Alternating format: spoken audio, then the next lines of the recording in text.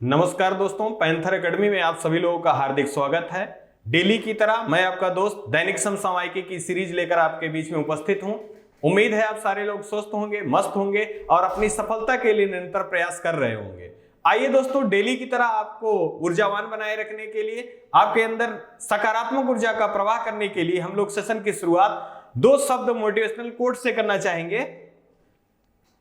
देखिए, जीतूंगा मैं यह खुद से वादा करो, जीतना सोचते हो कोशिश उससे ज्यादा करो, तकदीर भी रूठे पर हिम्मत न टूटे, मजबूत इतना अपना इरादा करो। मतलब आपका संकल्प चट्टान की तरह दृढ़ होना चाहिए कि हमको सफलता प्राप्त करके ही आना है। इसी उम्मीद के साथ, इसी विश्वास के साथ हमको अपने कार्य के प्रति 100% अपना देना चाहिए।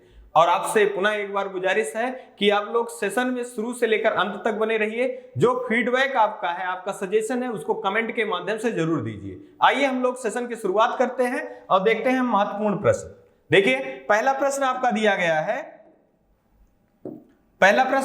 गया है, हाल ही में जोगजिंग 6D नामक एक उपग्रह किस देश के द्वारा लॉन्च किया गया? पहला आपका विकल्प दिया गया ऑस्ट्रेलिया, दूसरा दिया गया है ईरान, तीसरा दिया गया है चीन और चौथा यहां विकल्प दिया गया है आपका रूस।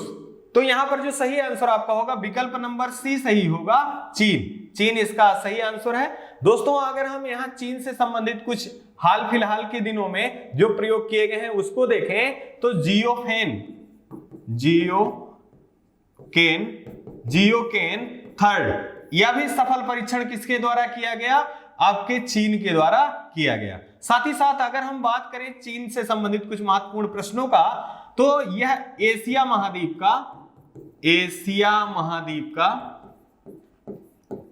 का देश है। अगर हम बात करें एशिया महाद्वीप की, तो 7 जो महाद्वीप हैं विश्व में, उन महाद्वीपों में सबसे बड़ा महाद्वीप जो है एशिया है और इसका क्षेत्रफल जो है 29.8% की हिस्सेदारी जो है वह एशिया महाद्वीप की है। अगर हम बात कर लें यही जनसंख्या की दृष्टिकोण से, तो विश्व में सर्वाधिक जनसंख्या जो है वो एशिया महाद्वीप के 2 देशों में निवास करती है। पहला जो है ये चीन है, दूसरा आपका प्यारा भारतवर्ष है। साथ ही साथ अगर हम यही चीन से संबंधित कुछ चीजें और भी देखें तो हम लोगों के लिए अत्यंत महत्वपूर्ण होगा। जैसे एशिया की सबसे लंबी नदी कौन सी है? तो यांग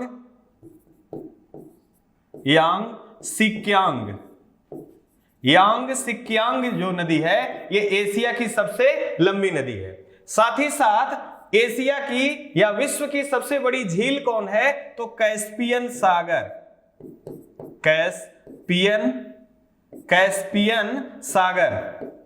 ये विश्व की सबसे बड़ी झील है। और विश्व की सबसे गहरी झील जो है वो भी एशिया महाद्वीप में है, बैकाल झील जो है ये विश्व की सबसे गहरी झील है, वो भी एशिया महाद्वीप में स्थित है। साथ ही साथ अगर एशिया महाद्वीप का सबसे छोटा देश की बात करें तो यह मालदीव है, जिसकी राजधानी दोस्तों माले है। और अगर सबसे बड़ी की बात करें, सबसे बड़ा कौन सा देश है? तो ये रूस है। ये सारे जो प्रश्न है दोस्तों ये बहुत महत्वपूर्ण है। अगर हम यही बात करें ऑस्ट्रेलिया से संबंधित, तो ऑस्ट्रेलिया को प्यासी भूमि का देश या कंगारुओं का देश के नाम से भी जाना जाता है। और ऑस्ट्रेलिया की राजधानी जो है ये कैनबरा है, जबकि ईरान की राजधानी तेहरान है। ये मध्य एशियाई देश है। चीन की राजधानी बीजिंग है और रूस की राजधानी मास्को है। आइए इसी क्रम में अगला प्रश्न देख लें दोस्तों। अगला प्रश्न है, हाल ही में आईपीएल के इतिहास में 150 विकेट लेने वाले पहले भारतीय खिलाड़ी कौन बने हैं? अब यहां विकल्प पहला दिया गया है लसित मलिंगा, दूसरा भुवनेश्वर कुमार, तीसरा इवेन ब्रेवो, चौथा दिया गया है यहां कासिगो रबाडा। यहां जो सही आंसर आपका होगा दोस्तों विकल्प नंबर बी होगा भुवनेश्वर कुमार। अब यहां हम बात कर लें, क्या आईपीएल के इतिहास में पहले ऐसे खिलाड़ी हैं जिन्होंने 150 विकेट लिया? तो यहां देखें कि ये भारतीय क्रम के तो पहले हैं, इन्होंने 150 विकेट लिया है, लेकिन अगर ओवरऑल की बात करें तो ये तीसरे क्रम के हैं, पहले, दूसरे और ये तीसरे क्रम के हैं भुवनेश्वर कुमार। इसके पहले कौन है? तो इसके पहले सबसे पहले जो हैं वो ब्रेवो हैं और उसके बाद लसित मलिंगा है। मतलब ओवरऑल क्रम में देखा जाए तो आईपीएल के इतिहास में ये सर्वाधिक विकेट लेने वाले तीसरे हैं, जबकि भारत के परिप्रेक्ष्य में ये पहले हैं। दोस्तों यहीं से कुछ हम आईपीएल से संबंधित महत्वपूर्ण तथ्यों को देख लें जो कि आवश्यक है। तो आईपीएल इसका फुल फॉर्म है इंडियन प्रीमियर लीग और इसकी स्थापना 2008 में, मतलब आईपीएल का शुरुआत 2008 में हुआ और ये 15वां संस्करण है और इसका जो स्पॉन्सरशिप है वो टाटा को है। साथ ही साथ अगर हम यही बात करें आईपीएल में सबसे महंगे खिलाड़ी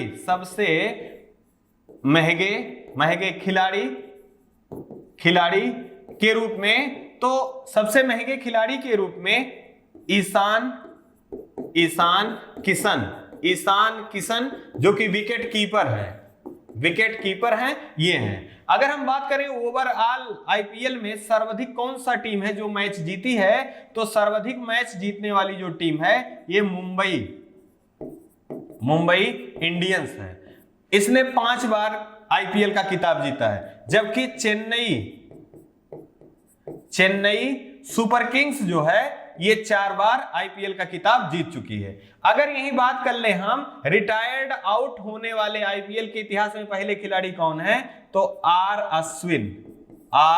अश्विन जो हैं ये रिटायर्ड आउट होने वाले आईपीएल के इतिहास में पहले खिलाड़ी हैं। साथ ही साथ अगर ओवरऑल आईपीएल में सर्वाधिक रन किसने बनाया है, तो विराट कोहली ने सर्वाधिक रन बनाया है। यहां से 2 प्रश्न और देख लीजिए। आईपीएल के 15वें संस्करण में कुल कितनी टीमें खेल रही हैं, तो 10 टीमें इसमें खेल रही हैं। इसमें कोई नई टीम है? हाँ, 2 नई टीमें हैं। एक लखनऊ की टीम है, दूसरा गुजरात की टीम है। लखनऊ की टीम के कप्तान जो हैं ये केएल राहुल हैं, जबकि गुजरात की टीम के हार्दिक पांड्या हैं। अभी हाल फिलहाल के दिनों में चेन्नई सुपर किंग्स के जो कप्तान महेंद्र सिंह धोनी थे, इन्होंने कप्तानी पद को छोड़ दिया, तो रविंद्र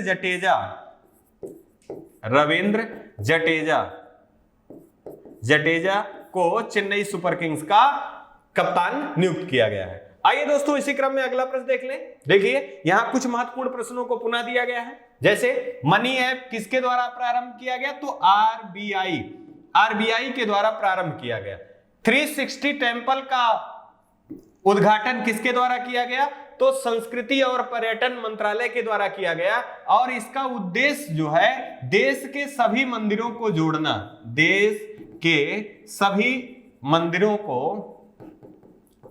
को ऑनलाइन जोड़ना। अथवास पहल क्या है, यहां गलत होने की चांस ज्यादा है। अथवास पहल डल झील की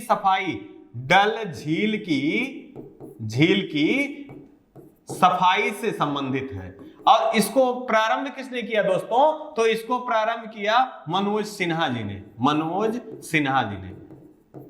साथ ही साथ अगर एंटीनोवा 225 ये क्या है, तो यह जो है ये विश्व की सबसे बड़ी कार्गो विमान था, जिसको रूस के द्वारा नष्ट कर दिया गया।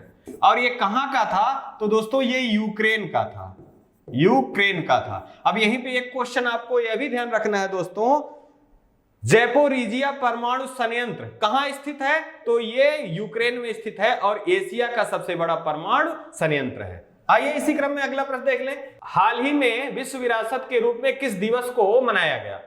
अब यहां देखिए थोड़ी सी गलती हो गई है, पहला दिया गया है 18 अप्रैल, दूसरा 18 मई, तीसरा 25 अप्रैल, चौथा दिया गया है 24 अप्रैल। तो दोस्तों यहां जो सही आंसर होगा आपका 18 अप्रैल को विश्व विरासत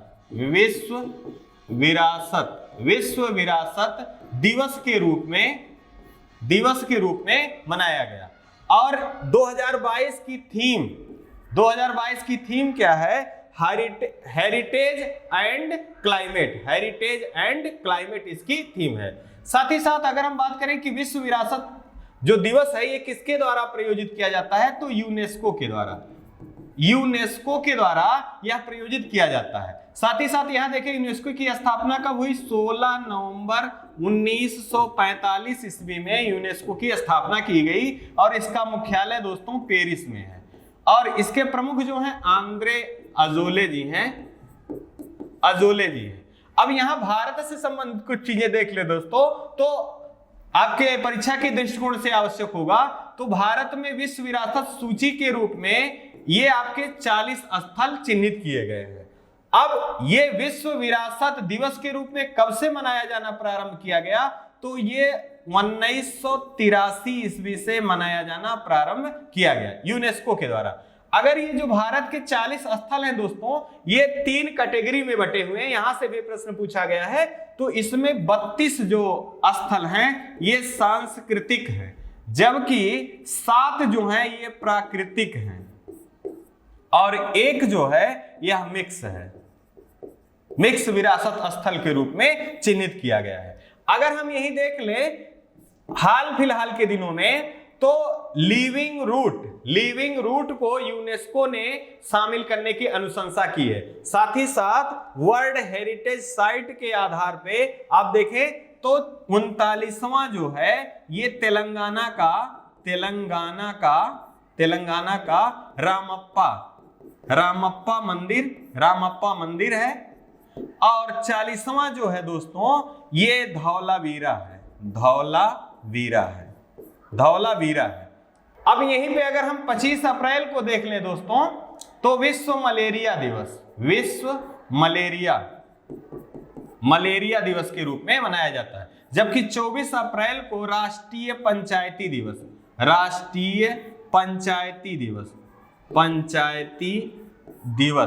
दिवस के रूप में मनाया जाता है। आइए इसी क्रम में अगला प्रश्न देख लें। देखिए, हाल ही में दृष्टिबाधित लोगों के लिए पहला रेडियो चैनल जिसका नाम रेडियो अक्ष है किस शहर से प्रारंभ किया गया? पहला दिया गया है दिल्ली, दूसरा दिया गया है गुजरात, तीसरा नागपुर, चौथा दिया गया है आगरा। तो दोस्तों इसका सही आंसर होगा विकल्प नंबर सी, नागपुर से प्रारंभ किया गया। अब यहां बाधित लोगों के लिए बात हो रही है, तो जैसा कि प्रश्न में ही दिया गया रेडियो का नाम क्या है? रेडियो अक्ष। तो यहां से अगर प्रश्न को ट्विस्ट करना हुआ तो आपको पूछ लेगा कि उस रेडियो का नाम क्या है, तो आपको ध्यान रखना है रेडियो का नाम रेडियो अक्ष है। दृष्टिबाधित लोगों से संबंधित जानकारी कुछ देखें तो 4 जनवरी को लुई ब्रेल दिवस के रूप में मनाया जाता है। लुई ब्रेल दिवस के रूप में मनाया जाता है। ये लुई ब्रेल ने क्या किया था? तो इन्होंने ब्रेल लिपि की खोज की थी। ब्रेल लिपि की खोज की थी। ये ब्रेल लिपि किसके कार्य आती है? तो दृष्टिबाधित लोगों के पढ़ाई से संबंधित है ये ब्रेल लिपि। साथ ही साथ अगर हम यही देखें अन्य के रूप में, तो गुजरात है हाल ही में निर्यात तैयारी सूचकांक में प्रथम स्थान पे कौन है? तो गुजरात है। साथ ही साथ आप अगर स्टैच्यू ऑफ यूनिटी की बात करें तो वह कहां स्थित है? गुजरात में स्थित है। गिर नेशनल पार्क कहां स्थित है? गुजरात में स्थित है। Black buck national park, Vansda national park, Ukai परियोजना का संबंध कहां से है? तो ये गुजरात राज्य से संबंधित है। और अगर हम यही नागपुर की बात करें तो नागपुर में नीरी संस्थान स्थित है। और आगरा की बात करें तो आगरा की स्थापना 1504 ईस्वी में सिकंदर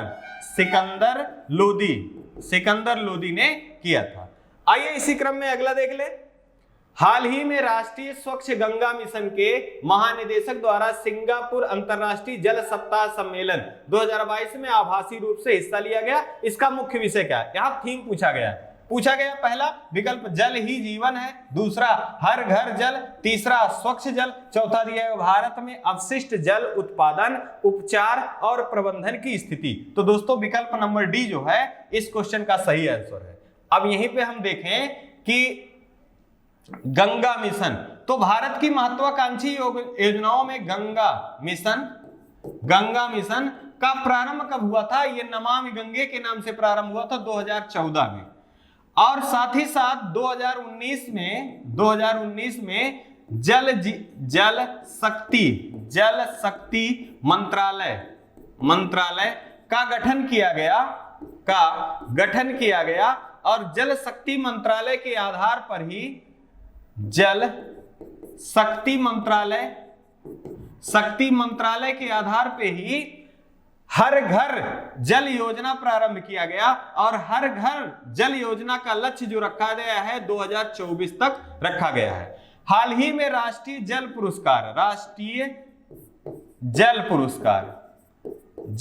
पुरस्कार की घोषणा की गई राष्ट्रपति महोदय द्वारा। तो उत्तर प्रदेश प्रथम स्थान पर, राजस्थान द्वितीय स्थान पर और तमिलनाडु तृतीय स्थान पे ये राज्यों की श्रेणी में हैं। साथ ही साथ अगर संगठन के रूप में देखें तो माता वैष्णो देवी श्राइन बोर्ड को संगठन के रूप में पहला स्थान मिला। अब यहीं पे अगर हम बात कर लें राष्ट्रीय जल मिशन से संबंधित कुछ और महत्वपूर्ण डाटा, तो देखें भारत में पहला ऐसा राज्य कौन सा है जो हर घर जल योजना को संपन्न किया है? तो वो गोवा है। सुविधा हर घर जल योजना को 100% क्रियान्वित करने वाला पहला राज्य कौन सा है? तो गोवा है। साथ ही साथ अगर यहां पूछा जाए पहला शहर कौन है, तो वह पुरी है। और अगर यहीं पे 100वां शहर कौन सा पूछा जाए, तो 100वां शहर जो है ये हिमाचल प्रदेश का चंबा है। दोस्तों ये सारे प्रश्न आपके जल जीवन मिशन से बनने की संभावना है। आइए इसी क्रम में हम अगला प्रश्न देख लें। देखिए पुनः एक बार स्टैटिक जीके के रूप में करंट को यहां दिया गया है। देखिए केंद्र सरकार की सबसे बड़ी क्विज प्रतियोगिता जो है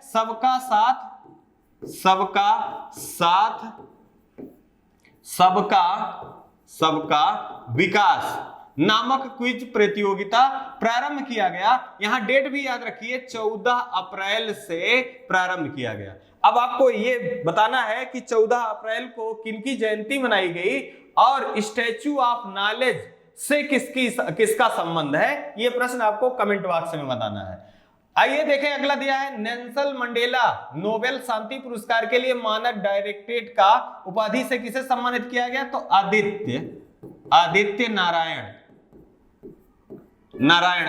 नारायण को किया गया। एक्सिओम मिशन क्या है? तो ये पहला निजी अंतरिक्ष मिशन जो कि स्पेस एक्स के द्वारा फाल्कन 9 के द्वारा प्रारंभ किया गया है, उसका नाम है axiom mission first. Cherry blossom महोत्सव, अभी विगत वीडियोज में आपको बताया गया था चेरी ब्लॉसम, वहां उसका नाम बताया था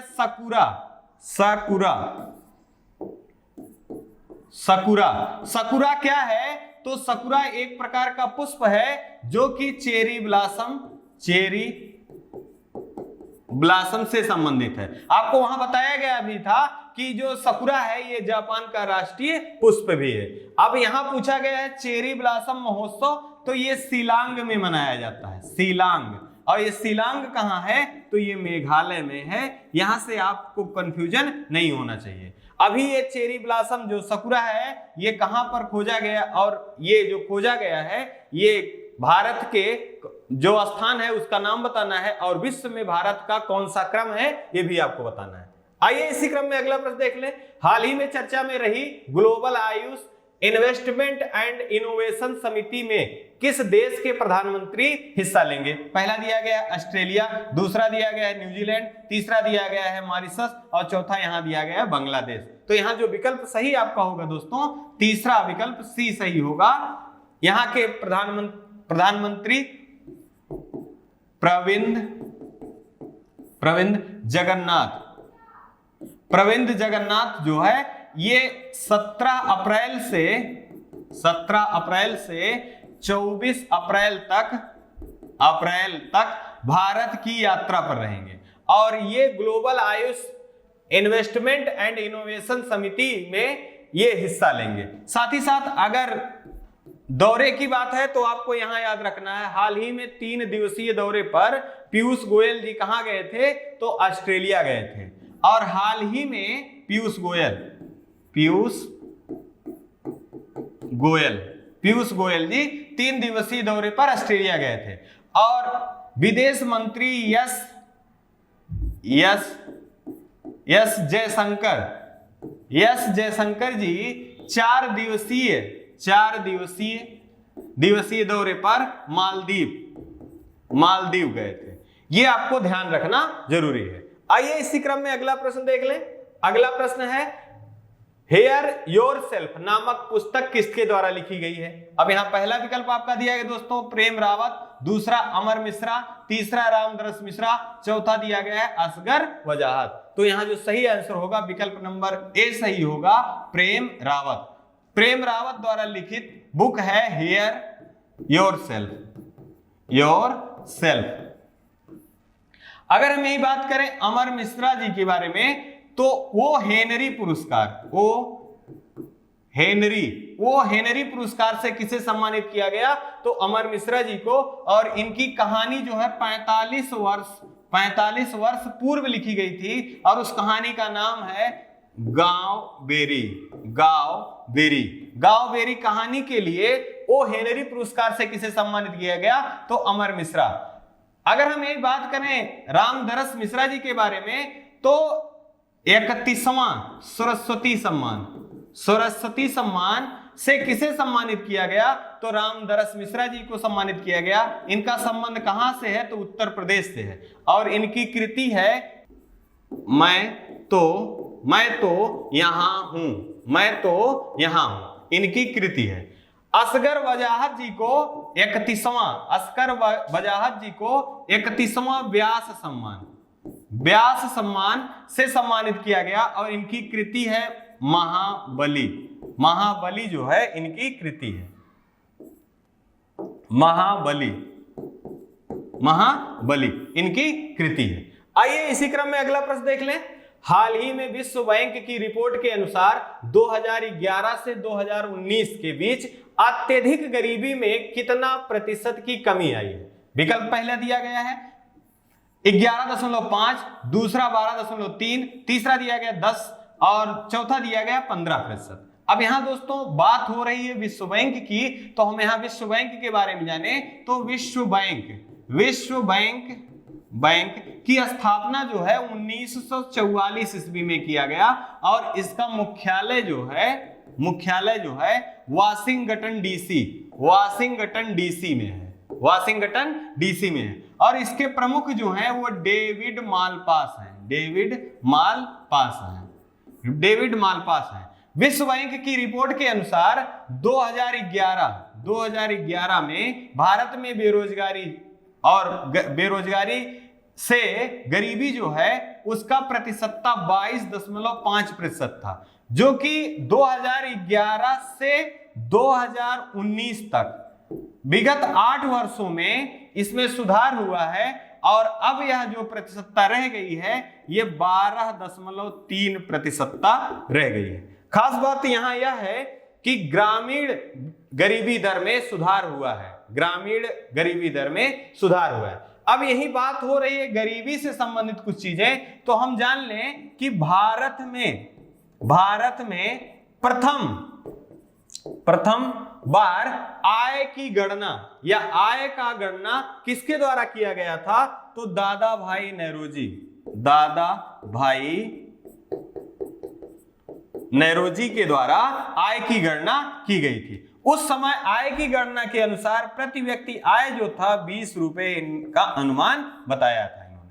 साथ ही साथ यहां पर गरीबी से संबंधित है, तो गरीबी हटाओ, गरीबी हटाओ, गरीबी हटाओ का नारा किस पंचवर्षीय योजना में दिया गया था? तो 5वीं पंचवर्षीय योजना में गरीबी हटाओ का नारा दिया गया था। यहीं पे परीक्षाओं में पूछे गए हैं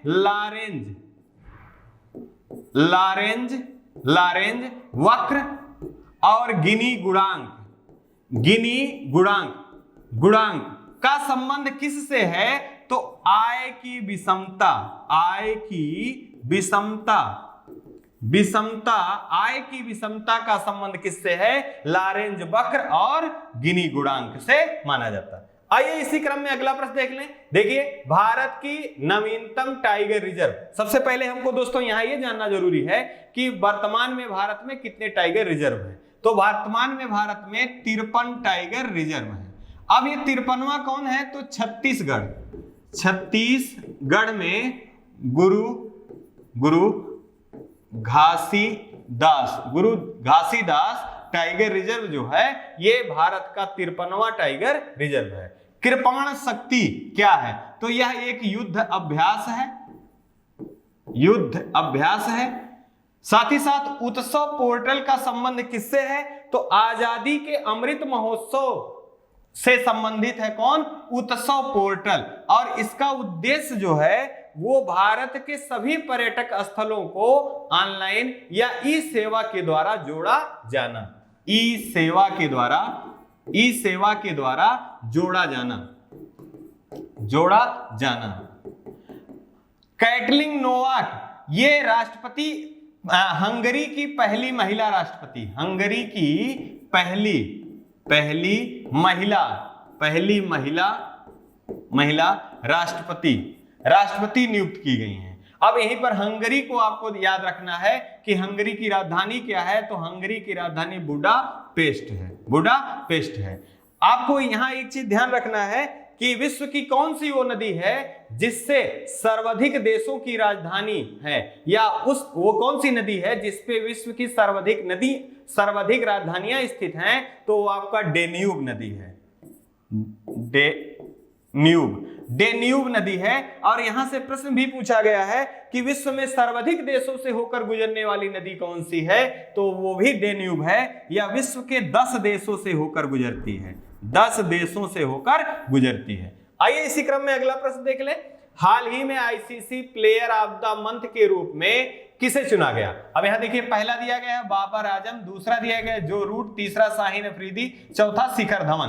तो दोस्तों यहां इस प्रश्न का जो सही आंसर आपका होगा बाबर आजम होगा। ICC player of the month के रूप में बाबर आजम को चुना गया है। ये कहां के खिलाड़ी हैं? तो ये पाकिस्तान के खिलाड़ी हैं। साथ ही साथ अगर हम आईसीसी के बारे में बात करें तो आईसीसी की स्थापना है जो दोस्तों ये 1909 ईस्वी में किया गया था। इसका मुख्यालय कहां है? तो इसकी मुख्यालय जो है दोस्तों दुबई में है। और इसके प्रमुख कौन है? तो ग्रेग वर्कले जो हैं इसके प्रमुख हैं। अगर हम यही बात कर लें आईसीसी से संबंधित कुछ महत्वपूर्ण प्रश्नों के बारे में, तो ये बहुत लाभकारी होगा। जैसे ICC player of the year पुरुष, तो ये कौन है? तो शाहीन अफरीदी है। अगर यहीं पे महिला पूछा जाए आईसीसी तो वह होगी स्मृति मंधाना। अगर हम यहीं पर बात कर लें टेस्ट में कौन है? तो जो रूट जो है ये test ICC test player of the year के रूप में चुना गया है। अगर हम यहीं पे आपको कंफ्यूजन ना हो तो 2 प्रश्न और देख लें। अगर आपसे पूछा जाता है BCC sport women of the year ये किसे चुना गया? तो यहां हमेशा दोस्तों मीराबाई चानू होंगी। और अगर यहीं पे एथलीट ऑफ द ईयर पूछ लिया गया, एथलीट ऑफ द ईयर पूछ लिया गया, तो ये आपका PR श्रीजेश होगा, PR श्रीजेश होगा। साथ ही साथ आपको यहां यह भी ध्यान रखना है कि 13वां विश्व कप 2023 का आयोजन कहां किया जाएगा, तो ये भारत में किया जाएगा। आइए दोस्तों इसी क्रम में लास्ट प्रश्न देख लें। हाल ही में भारत का पहला स्किल इंडिया इंटरनेशनल सेंटर स्थापित करने की घोषणा की गई। कहां स्थापित करने की घोषणा की गई, तो विकल्प पहला दिया गया केरल, दूसरा दिया गया उड़ीसा, तीसरा दिया गया गुजरात, चौथा दिया गया तमिलनाडु। तो इसका विकल्प नंबर बी उड़ीसा के उड़ीसा के भुवनेश्वर में भारत का पहला स्किल इंडिया इंटरनेशनल सेंटर खोले जाने की अनुशंसा की गई है। अब यहीं पर उड़ीसा के बारे में देखें तो उड़ीसा ने हाल ही में अपना 86वां स्थापना दिवस मनाया है। इसकी जो स्थापना थी 1936 ईस्वी में किया गया था। उड़ीसा को उत्कल के नाम से भी जाना जाता था, उत्कल के नाम से भी जाना जाता था। और इसी भुवनेश्वर में भारत का सबसे बड़ा हॉकी स्टेडियम